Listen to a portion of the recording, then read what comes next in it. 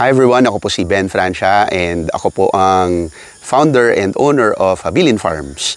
Welcome po to our very first YouTube video blog. Yan. Kapag meron daw bagong YouTube channel, kailangan merong ceremonial welcome video kaya we're recording this.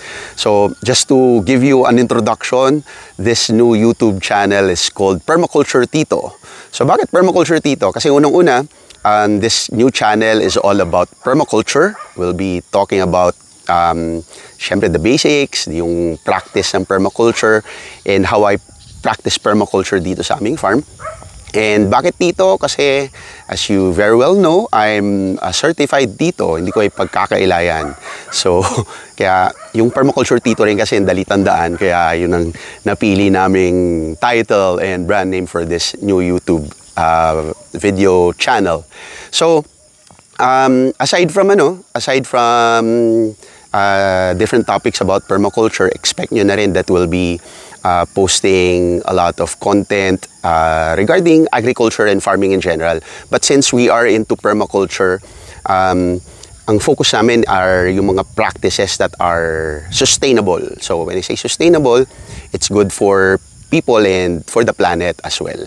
So hindi po ako, I won't claim that I'm an expert in permaculture. I'm still, kumbaga, a student in permaculture. And, pero siguro I would say na marami na rin naman akong pwedeng ma-share sa inyo about permaculture, specifically yung mga practices, yung mga ginagawa namin dito sa farm.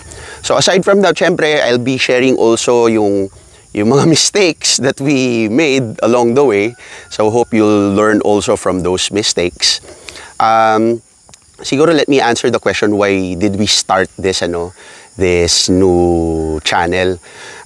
Kasi what I noticed when I was syempre a new student in permaculture, naghahanap ako ng content online on how to syempre start permaculture, the basics of permaculture. And from what I noticed, very few yung content that's focused on the Philippines, kumbaga localized, produced by Filipinos for Filipinos.